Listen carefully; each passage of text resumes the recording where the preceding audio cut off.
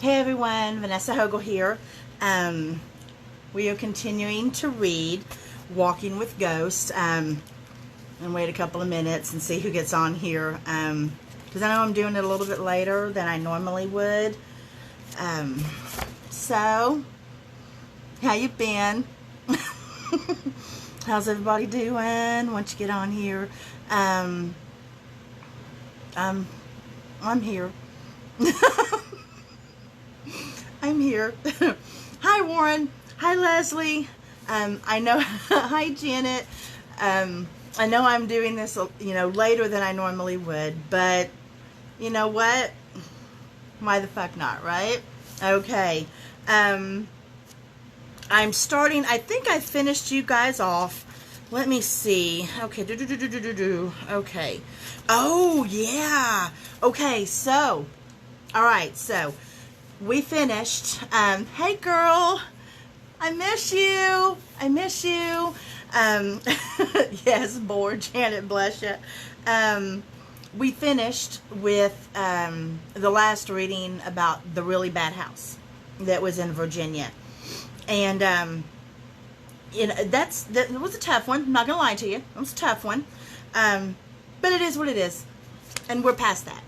Okay? We're past that. So, hi, Gwen. Y'all, Gwen downloaded all of the previous live feeds that I've done. Hi, Emily. So I'm going to be uploading those to, hi, Joe. I'm going to be uploading those to YouTube. So if you've missed anything or you don't have to go searching for it through Facebook. It'll be right there. Okay? Okay. Let me get comfortable. I'm still in my jammies, but I did the face a little bit for you. Okay? Alrighty. We are going to start off with the next chapter, which again, y'all know I don't do chapter things. Hi, Nick. I do basically experiences. Hi, Denise, honey. And this one is Hollywood Cemetery. And we're just going to see how far we can take this tonight.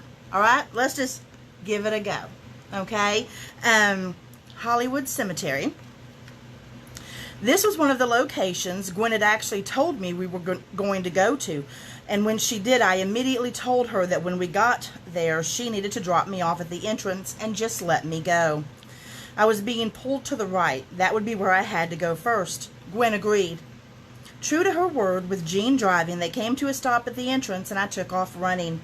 In the video on Beyond Perception Investigators channel on YouTube, which isn't there anymore now, it's all under Perfect Trust Productions, you can hear poor Gwen coming close to cursing me as she chased after me with the video rolling. I headed right, just like I said I would, cutting through the cemetery and trying to be as respectful as I could. I did not know what was leading me. I had no idea why I had to go in the direction that I did. In fact, I didn't even know until Gwen showed me on the video that I had my right hand sticking out like somebody was holding it. I ended up on my knees in front of a stone monument. Small in size, it didn't really have anything on it that would draw any obvious attention. Nothing made it stand out in any way. That is, until you read the words engraved on it. It was the grave memorializing the first Confederate soldier buried at Hollywood Cemetery. I'm originally from Alabama, so the symbolism was not lost on me. As I've stated before, soldiers seem to feel comfortable with me. I'm so thankful for that, so unbelievably honored to know that they trust me enough to share their stories with me. We continued on, and according to Gwen, I took off again.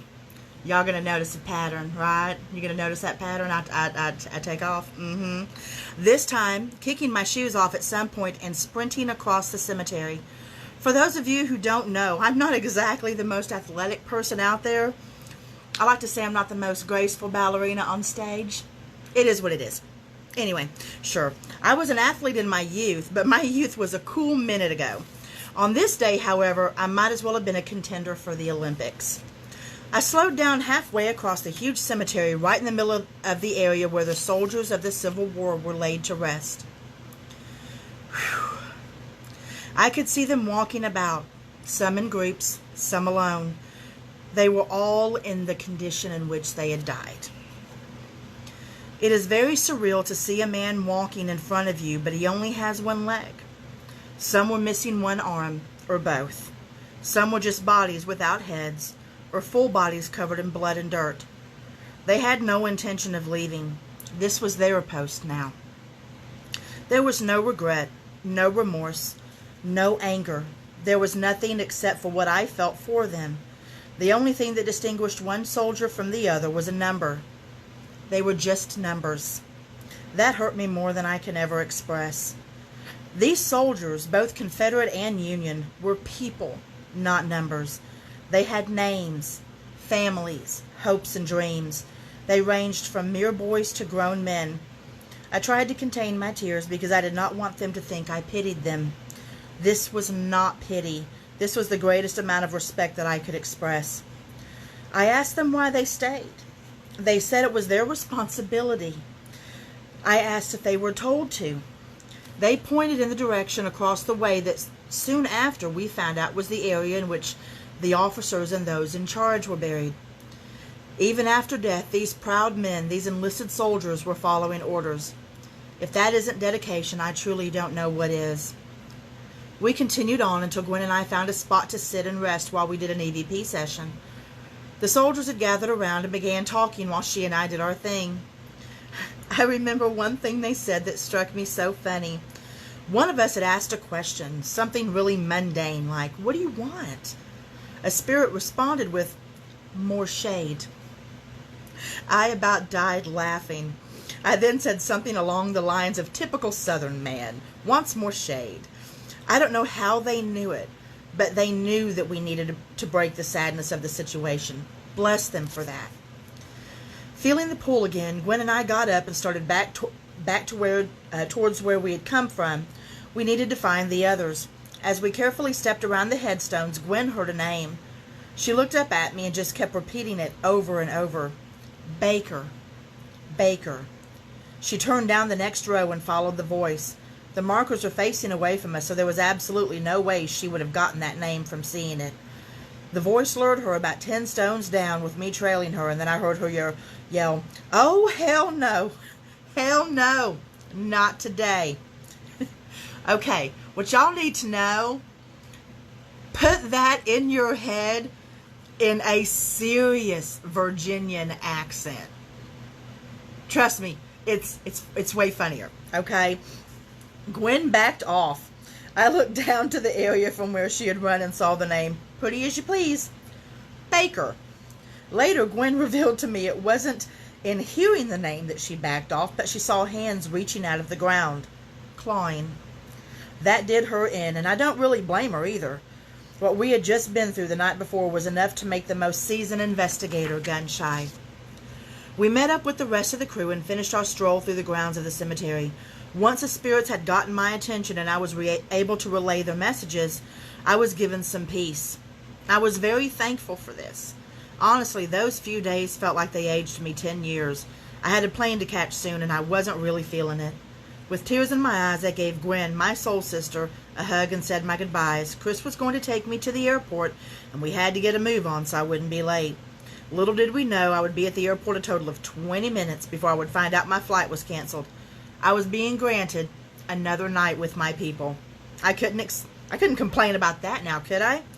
Chris came back and picked me up, and I enjoyed another night of talking, laughing, and looking over evidence. Early the next morning, Gwen drove me back to the airport. I knew without a doubt I would have to come back, and the sooner the better. Okay, here's the sooner. This is called Second Time Around. My son Gray and I pulled into the Love's gas station not far from Gwen's house. This is a whole year some odd later, okay? This was my second trip to Virginia in less than a year, only this time I brought my son with me. He was excited to finally be a part of what his mama does. We talked at great length over the 20-hour drive to Virginia. I had made myself very clear on what I would and would not allow. My child's safety was of the utmost importance, of course. If I felt he was in danger at all during our investigations, we would leave. Period. Gwen met us at the station so that we could follow her back to her house. I tried to use my GPS, which had worked fine the entire trip, but for some reason it decided it wanted to take me to North Carolina when I was but mere miles from Gwen's house. Footnote, y'all. I was 3 miles from Gwen's house. 3 miles. and my GPS switched and took me all the way into North Carolina. Ask yourself why. Anyway, okay, yes, it decided to take me in the direction of a house BPI had investigated before I had even met them. Welcome to my life, folks. When I called Gwen and told her the town I was in, she about dropped the phone. She explained to me how to get back into Virginia and how to get to the gas station. By that time, I was about out of steam and was totally fine with someone taking me by the hand and showing me the way. I was so happy to see everyone that the first few hours flew by. We spent the first day just enjoying each other's company. We had specifically not packed this trip full of investigation so we could take a little time to relax and keep some peace. Or so we thought. It wasn't until Gwen was driving us around that I really began to understand how much Virginia affected me. When I wasn't behind the wheel of a car, those darn spirits were hopping out from behind damn near every tree. Even with us piled in the Suburban and heading to the grocery store, I could see them. Driving through town, they were there. Walking to the old house just off the property on which Gwen's house sat, they were there. We drove through this little town not far from Gwen's, and I began telling her of everything I was seeing and what the spirits were telling me. We drove past the site of their very first investigation, and I told her about the place. I didn't even know them when they investigated. Somehow, I just knew. The spirits even showed up at my surprise party we had at Allie's. Now, before you say it, I know it sounds weird that a psychic, I prefer sensitive, wouldn't have any idea that her friends were throwing her a birthday party. In my defense, I try very hard not to delve too deep into my friends' heads. People need their privacy, you know. That having been said, sorry, I made queso, so I had a little burp. I'm so sorry. Anyway, that having been said, a presence did show up, and it followed me around the entire time. We made sure to not have this gathering have anything to do with investigating. Absolutely no one was allowed down by the barn, nor were any spirits acknowledged during this shindig, so I'm still not sure what the purpose of this one showing up had actually been. She did not show herself in body form, nor did she make any noises or move things around. She did, however, use my favorite scent, dragon's blood, and followed me around with it. That scent would show up wherever I went in the house. Nobody else there had anything that had to do with dragon's blood. No oils, no incense, no nothing. And if there was one scent that I know in the world that you could blindfold me and I would know it, aside from nachos or queso, it is dragon's blood. Without a doubt, I will always know it. And it followed me everywhere. Let's see. No one else could smell it for about the first 30 minutes, but then the whole kitchen filled with the scent. It was comforting, really. I didn't mind, and neither did anyone else, since this one seemed to be on its best behavior. It was a wonderful evening. I got a box full of different stones, including a huge amethyst geode chunk, and a butterfly box, and a ton of craft stuff from Gwen and the family. They were all things I could create with and use. I also got a beautiful scrying mirror from Gwen. She painted it blood red. My favorite. For stuff like that, you know, because damn. Anyway, that's the whole vampire chick in me. These people know me. They know that I would rather have something they made or something that came from the heart than anything else in the world. I'm a simple gal. I don't ask for much. Hell, I don't ask for anything. All of them doing what they did made me cry. Bless them. The following day, Gwen, Chris, Gray, and I set out to go to the cabin on 360 in Mechanicsville, Virginia. I will admit, I became uneasy as we got close to it. We had no idea where we were going, and we were just letting Chris guide us since he knew the area. We were close to less than half a mile away when we stopped at an intersection. Gwen and I both pointed in the same direction and said, "We don't like it over there." Guess where we were going? Yep, over there. We were parked in front of the cabin in less than 5 minutes. My eyes kept jumping from the cabin to the house that sat next to it, back and forth, back and forth. We hopped out of the car and introduced ourselves to Angie Parker and Kimmy, her daughter. Angie spoke of an experience she had had at the cabin back when it had been a nail salon about 10 years prior. She had been up on the second floor when she saw a young girl walking toward the back of the cabin. I told her to wait a minute while I grabbed a notebook out of the car. Within minutes, I had sketched out the little girl I saw and showed it to her. She got tears in her eyes as she looked at the girl on paper that she had seen all those years ago. About that time, Dennis Eslock and Ryan Jones, with his daughter Rihanna right behind him, came out of the cabin. I had been waiting on meeting these people for so long, but I was being pulled toward the other house. I had to walk there. Asking Ryan if it was okay, as I was walking towards it, I headed to the back of the house. On my knees, I peered into the basement window closest to the stairs. I didn't like it. I didn't like it one bit. In the basement, to the left, hiding behind the stairs, was something I find difficult to describe. It was half hidden behind the water heater, staring out the window at us. I shivered as I pulled back and began to explain what I saw and was feeling to Ryan. He was holding back as much information as he could until I finished, neither confirming nor denying my claim. I like that. I don't want to be spoon-fed information. I prefer to be right or wrong on my own merit. Those who waited in the forest behind the building began pulling me, and I couldn't ignore them any longer. In my super spidey way, as it's called, I left the rest in my dust as I headed into the woods. I could hear Chris, Gray, and Gwen call out from behind me, but didn't realize they had been filming live on Facebook. There were so many soldiers. There were so fucking many that I felt inadequate in my ability to help them. They were rapidly telling me how many there were of them and why they were stuck there. They felt they had been tricked, misled. They showed me the direction they had come and to where they were going. I kept hearing Chris ask, "What you getting, Van?" And I realized I was speaking to them in my head. I wasn't relaying all they were saying to me. I began to talk out loud and asked Ryan if any of this was right. I needed to know. I had to know if the bridge and the water I saw was right. I had to know if the 3 groups of soldiers were right. I wanted to know if the direction I saw them moving and some of them were dying was right. Ryan said he wasn't sure, but that Dennis, who was coming up to us, may. I turned to Dennis and told him what I was seeing and what their uniforms looked like. Both he and Chris pulled out their phones and started to look up uniforms. What I saw was blue with bands that formed an X over the chest. They both pulled the photographs, and I kept saying, no, no, no, no. And then finally, that's it. Blue in color, they had the same white-gray, mostly red with blood X's on their chest. They had been such young men, it broke my heart. I could have stayed out there all night and talked with them, but we had to head back. At the cabin, Ryan said he was going to go for pizza. At that point, Dennis pulled out old maps that he had brought with him. I've never really had a historian be able to verify one of my readings right there on the spot. Dennis did that. The look on his face had to mirror mine in surprise. I simply couldn't believe it. Right there in black and white was the information I had given him. The only colors were the 3 blue squares indicating the Union soldiers and the 2 red squares marking the Confederates.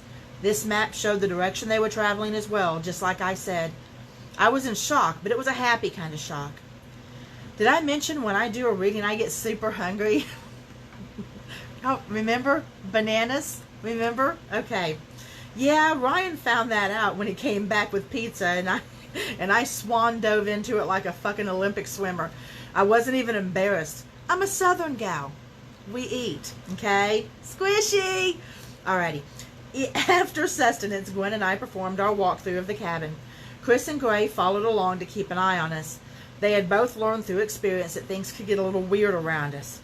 I went one direction at the top of the stairs and Gwen went the other. We didn't realize until we met up in the middle that both got the number 5. We both had heard loud stomping. We both had felt a presence. There is a man who stays by the railing separating the loft from the downstairs. Ryan and Dennis have both had experiences with him, but that is their story to tell.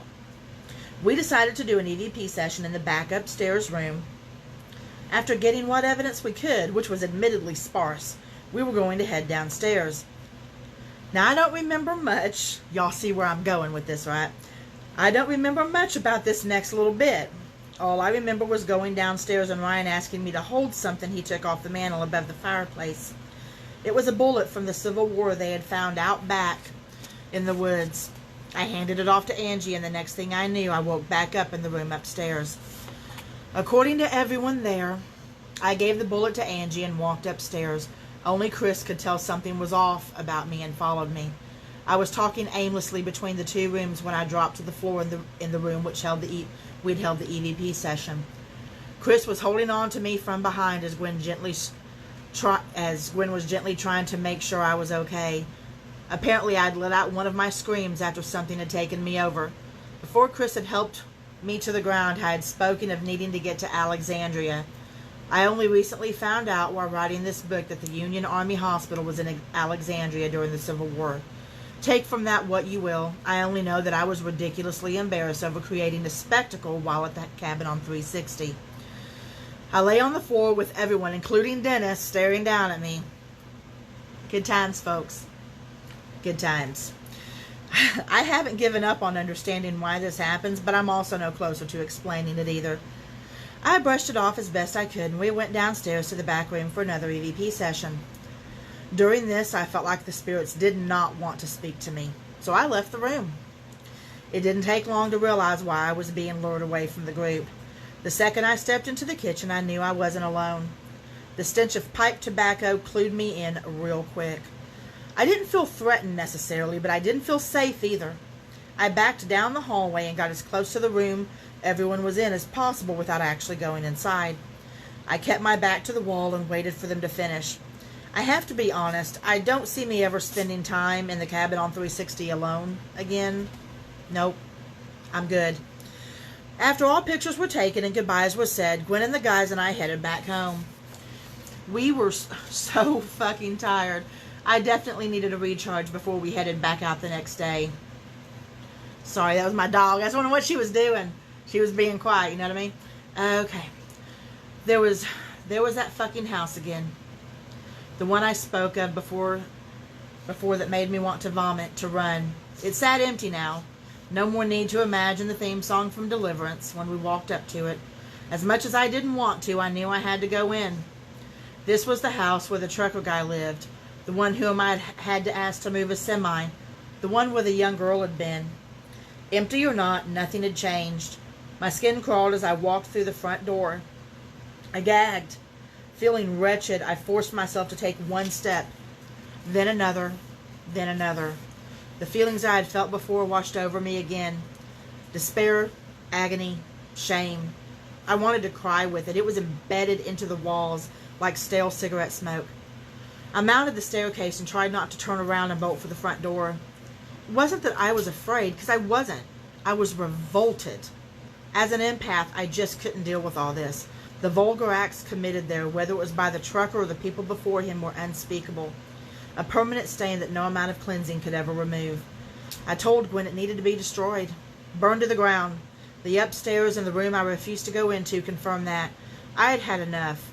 No fucking way I was staying there another minute longer than I had to. Everyone else felt the same way, and we decided to walk it off in the woods behind the house. Not far down the path, we came upon a structure. From the outside, it was just a barn. Not too big, not too small. I had a millimeter, which I know what those are now. I learned, okay? I know what those are now. I know what a millimeter is. Electromagnetic field meter in my hand and went to step inside. Even the protector Chris moved in front of me and told me to wait until he made sure it was safe. No sooner did he let me know I could come in did he see, as did Gwen, a dark mass moving in the loft. At that same moment, the millimeter spiked to 5.6. Y'all, middle of the fucking woods. No electricity anywhere, no nothing. 5.6. Mm-hmm. We were in the, there was no lines of sight for a power line. There was no source of electricity to interfere with the equipment like that. Nothing. We got out of there with a quickness, I tell you. I don't think any of us have moved that fast in a long time, truth be told. We may have stayed had my son not been with us, but there was no way I was going to subject him to that. Chris, Gwen, and I knew from experience what was in there. We had dealt with something like that just in Allie's barn. What the hell was up with the barns in Virginia? What were the odds of coming across two barns on property owned by people we knew that had similar entities in them, both within 5 miles of each other? Gwen had sensed a man under the floor as well. It was as if he had been thrown down there and kept. It was later confirmed that there was a basement area under the barn and shackles had been found in it. Another time, Chris and Gwen had been on that property. They had found what was thought to be a tobacco barn. We went in search of it again and found it hidden amongst the trees about 1/8 of a mile away. The feel of the place was quite odd. Yes, they did deal with tobacco in the barn, but they also lived in it, slept in it, ate in it. It was their home. Odd the feeling that gave me. I couldn't feel pity because they were proud people. I did not want to diminish that in any way. I also didn't want them to feel like we were lording anything over them. Respect was of the utmost importance. We thanked them for allowing us inside and exited the barn. We continued exploring through the woods. It was quite disorientating. Once you were in, it swallowed you. There was no way to know which way you were going, nor would we know if we were being led, which we were. We found out about 45 minutes later when we found a break in the trees and found ourselves in front of the very first barn which we had run from. Damn straight, folks. It was the exact same barn after 45 minutes of walking deeper into the woods. Explain that. We all said emphatically, hell to the no, and turned directly around, going back the same way we had just come. Plunging in deeper, we came upon an area that had a strong burial ground to it, feel to it. This was deep in the woods, hidden in a small depression. I volunteered to venture further into it and noticed the earth was quite unsteady. At the exact moment, the mel meter I was holding spiked to 8.7. 8.7. Okay? Seriously. No electricity lines, nothing, okay? Seriously, 8.7 out in the woods. It didn't last long, but it was enough to let us know we were not alone. With the help of Gwen, I made my way out of the sunken area and we hiked over the bank to our left. What we found had us all, especially Chris, standing still and solemn, quiet. We had stumbled upon or been led to earthworks. For those who don't know what this is, it's earth that has been manipulated by soldiers to act as a cover to hide from the enemy, specifically to hide and ambush if possible. We were standing in the middle of history. Nothing can prepare you for the emotions you feel when something like this happens. I think the most prominent was pride. It didn't matter what side it was for either. The pride had more to do with the ingenuity used by these young men in a time of severe conflict. It was humbling. We continued on with our explorations. Being pagan and a practitioner of the craft, I couldn't help but feel at peace in this environment and with these people, both alive and dead. It was surreal yet calming. They were walking amongst us and didn't even mind we were there. I think they knew how much respect we had in our hearts for them. They began to stay back as we walked on, however. They had their post to watch. That was their duty. Ours was getting back to the car and hitting the next location. We walked and walked and walked. Having gone extremely far into the woods, we had nothing recognizable to help us navigate, which is why it is all the stranger that we broke the tree line and ended up directly in front of the barn again. Yes, folks, the same fucking barn from which we had run again. This time, instead of going back into the woods, we just hauled ass past it and headed towards the car. I don't think we even looked back. There was no reason we should have been led back to it, not once but twice. Refusing to focus on the barn, we made it to the car and set off for the Revolutionary House. I know, I said I would never go back to it, and I hadn't intended to. However, Gwen and Chris and the rest of BPI had gone back after my last visit and had an experience that was most terrifying. They needed to return during the day, and there was no way I was going to let them go alone. True friends always have each other's back, no matter what. I did make sure that Gray knew he was never to leave mine nor Chris's side, period. If I began doing something weird, he was to go get Chris or Gwen, no questions asked. Gray became quite accustomed to these orders over the past few days and gave me no guff over it. He had been designated cameraman on every investigation we had conducted on this trip, and he had proven himself in more ways than one. I couldn't have been prouder. I made no attempt to try and enter the house this time. There was no need to. From the moment we stepped out of the car, I felt the energy change. The disgusting aura that hung over the place was still there, but I felt protected this time. I can't explain it. I felt as long as I didn't step on the steps that bastard who resided there would leave me be. We had met in accord, so to speak. I didn't feel off until we walked around the side of the house and I saw what I saw. From one of the windows, the old kind that have really small panes of glass, someone or something had pulled the bedding through the broken window holes as if it had clawed its way in and climbed up the fabric. It was shredded and sad, hanging there like a bad reminder of past occurrences in the house. At that point, some of the horrible feelings tried to rush back, but I pushed them down. I would not let them win. Gray and I walked around while Gwen and Chris conducted an EVP session in the cellar that was accessible from the outside. I may have been doing okay at that place now, but there was no way in the blue fuck I was going in that cellar. To make sure I'm perfectly clear, this had nothing to do with fear, but it had everything to do with knowing myself and what can happen to me if I get taken over. My son need not see that. When they had finished and we all began to explore together, Gwen mentioned that the owner had told them of another structure on the property, and it was only a short walk to the back of the property before we found it. Gwen and I both stopped on a dime and looked at each other. It was the exact same house I had described to her days before. Exactly. We had not even known this house existed until the day before, nor did we have any idea what it looked like. I'm still trying to wrap my brain around that. This house held no fear for me. I had no apprehension even walking up to it. There was a small, round African-American woman who resided there in spirit. Her name was Reddy, short for Henrietta, I believe. She had no teeth, but I could understand her perfectly as she talked.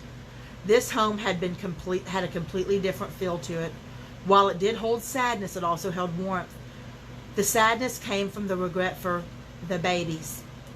Reddy told me that she had had to help birth them and bury them. Masta had made her.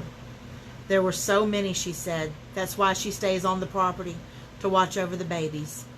She hated what she had to do, but there was no choice for her. There was no way she was going to leave those babies alone. It was later confirmed that the house had been the house in which the help had lived. We haven't been able to confirm the name, but I have no doubt in my mind as to whom I was speaking. Bless her. I can't even imagine what she must have went through, and I refuse to judge her. If y'all can remember when I was reading the other day about the first time we went to that house, and I was talking about the babies and how I could feel them under my feet, Reddy, Henrietta, was one of the slave women who had to help birth those babies and bury them, whether they were stillborn or not. So, you can see why it would be very easy for me to sit here right now and judge what she went through. That would be very easy. You know, anyone could do that.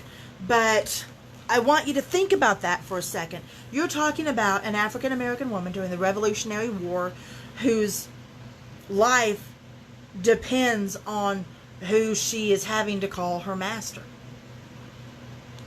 You want to judge her? I'm not gonna. So, there is, let me see how much is left. We might just, let's see here. Hey, y'all, you know what? Aside from testimonies, I can fucking finish this tonight. Are we game? Are we good? You want to do it? Should I do it? Okay, we're just going to go ahead and do it. Y'all can listen if you want to. That way poor Gwen doesn't have to keep downloading these. Bless her. Okay. This is the last part of it. The worst of the worst. Okay? I had no idea where we were going. Chris and Gwen had decided to run me through another test, so we headed off, the four of us, to places unknown. After grabbing a quick bite to eat, we came upon a town. I can't remember the name of it, but it had an odd feel to it. Gwen was driving with Chris, Tommy and Gray sitting in the back. Chris navigated for Gwen, telling her where to go. I started picking up things when we pulled up to one particular three-way stop. I told Gwen, I said, go left, because it was from there in which I'd felt the noise coming from. She turned left, and within minutes I wanted to hop out of the Suburban and run to the right. I kept hearing, no names, just numbers. I asked if I could get out and was told no. It would be explained later, the voice had said. As we drove further, I started to hear people banging against walls and windows. They made guttural sounds and whimpers, cries and nonsensical rantings, screams. This was all to my right side. From the left, there was sadness, confusion, and loneliness. I couldn't reconcile the two. Each side of the street felt the same, but different. When we left the area, Chris, who had kept quiet this entire time, informed me that they had driven me through the infamous Central State Hospital of Virginia. Fuckers. Right? Okay, I could have beat their asses, both of them, for that. I love y'all, but still, okay? They had come the back way so that there would be no indication as to where... Hold it. They'd come in the back way so that there would be no indication as to where I was. No signs, nothing. Chris had been a groundskeeper there years ago and knew which buildings housed the maniacs, as he called them. He also knew which ones kept the less dangerous of the mentally ill, the ones I referred to, not meaning any disrespect, as the eat your checkers people. For those of you unfamiliar, that was a reference to the movie Overboard. I sometimes use movie references to help explain what I'm hearing or seeing. It just works better for me. He also went on to explain the area I wanted to jump out and run to was a graveyard. You couldn't see it from the road, but it held the patients that had died there from experiments.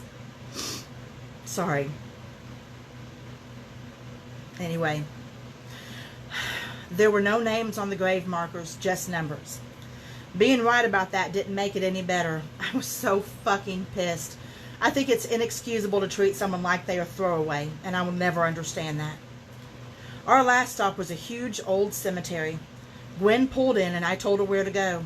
When she pulled to a stop, I hopped out, being pulled in different directions. I walked from one headstone to the next, Chris asking me what I was getting, and I kind of brushed him off as I headed towards a part of the cemetery that didn't have any grave markers. It looked pristine, surrounded by trees. It gave it a half-moon type of shape. There was a similar area to the left that had the same feel to it. I told him, over there. They are over there. I pointed to the barren ground in the distance. He asked who I was talking about, and I kind of laughed at that because I didn't understand how he couldn't hear them. I said, the soldiers, they're all over there, but they're separated. Chris just looked at me in sort of shock. He confirmed what I had just said. The soldiers were buried in those locations, thousands of them, and they were buried in accordance with the state insignia that was on their uniform. However, there was no indication that they were there, except that they had told me so. What I mean by that, y'all, no headstones, none, okay? No markers, nothing. It looked like a field. That's it. Looked like a field. The whole of the cemetery was behind me in the other direction, okay? It's fucked up. I wish one of them would tell me exactly what they would like me to do with this information. Maybe writing this book will help. Maybe they want others to remember them on days other than those dictated by the government. Maybe they want visitors. I truly have no idea. I just knew I was tired. This particular trip had not been as violent as the first, but it had been just as exhausting. In a few short hours, I would be getting in my car with my son and dog, and we would be heading home. 20-plus hours on the road was plenty of time to contemplate all that had occurred. Okay, since I'm not going to read the testimonies to you guys, I'm just going to read this last little bit. And it's called In My Words. And this is it. Can't believe we made it through. I love y'all. Okay? I hope this book helps people to understand what actually goes on in the mind of a sensitive. The only way I know how to explain it is to do it from my heart and to tell you in my own words, sometimes curse words, what happens when a spirit or a ghost communicates with me. I cannot preach it enough, people. This is not Hollywood. It's not like what you see on TV. At least it's not for me. It is exhausting, terrifying, joyful, painful, surprising, and weird. It knows no time clock. There is no privacy, at least not unless you make a concentrated effort to block it. Most of your family will not understand, nor will many of your friends. Sometimes your spouse even thinks that you're crazy. I've dealt with it all. I've been told I'm going to burn in hell for what I do. I've been called evil. I've also been called an angel by those whom I've helped. Those are the moments upon which I choose to focus. I know my purpose and I will not shy away from it, but I also don't venture down this road with rose-colored glasses either. I know the danger. I've received the messages from people telling me the man is still asking about me. He's mad at me that I won't acknowledge him. I've had too many sleepless nights to name. I've been beaten up, woken up with bruises, been terrorized in my dreams. However, I've also had moments in which a deceased loved one gets to to connect with his or her family. I've had moments where I can relay a private message that someone thought they would never hear. In truth, I've been blessed by the whole experience. I take the bad knowing so much more good will come. I've been unbelievably blessed to have the support of my son. Without that, I would be lost. There's also my para-family. I must give a huge shout out to the members of BPI and their honorary family members. Gwen Clapper, Jean Clapper, Chris Loper, Alyssa Luckett, Tommy Clapper, Allie and Joe Thomas and the kiddos, Laura Crone and Chris Baylor. Not to mention my MP Paranormal family, Dave Newton, Carl Porter, Abby Thompson, and Darren Harwood. Honestly, y'all, I can't tell you how much I truly love these folks. They took me in when I was lost and had no idea what to do. They accepted me as I was, faults and all, and for that I will be forever grateful. That's it! So, y'all got the whole book. The whole book, with the exception of the testimonials, because I'm not going to lie to y'all. I think if I was to read those, I think that's self-serving. I'm not going to do it. So I love the fact that they're in here. I loved it. And I will continue to love it, but I think it would be pompous for me to read them. So anyway, I just wanted to share that with y'all. Maybe we'll do Rebel Witch next. I don't know. We're just going to see what happens during all this stuff, okay? But I love y'all. I do. I appreciate you so much. Thank you for putting up with me. Thank you for listening and just being there, because it truly does make a difference. And I'm so excited because y'all know I'm doing the new venture with Undiscovered Beast and Strange Phenomenon on their network, UBSP. And what is super stinking cool about that is it's a narrative show. It's commentary. It's just me. And I will be discussing, I believe it's 2 topics a month for like around 45 minutes. So it's perfect podcast stuff, all right? And I'm going to pick a single topic, and run with it. Every single thing that I can discuss about that particular topic, I'm going to put it out there. So I'm wanting to be as informative, but as easy to listen to and enjoyable as I can be. So when all this starts getting put out there, I'm recording my first one on Thursday. So I think it's going to be released sometime in May. Please listen to it. Let me know what y'all think. Let me know if I need to improve on anything. Give me ideas for shows. I've got a lot. You guys helped me out greatly. You didn't know what I was doing when I put that out there. I said, I have a new project coming up. What do y'all want to know about? Little stinkers. I got y'all. Got like 70 of them on there. But yeah, I don't care how strange it is. I don't care how weird it is. Give it to me. Let me run with it, okay? But anyway, I love y'all. Mwah! And I will be talking to you soon, okay? Bye.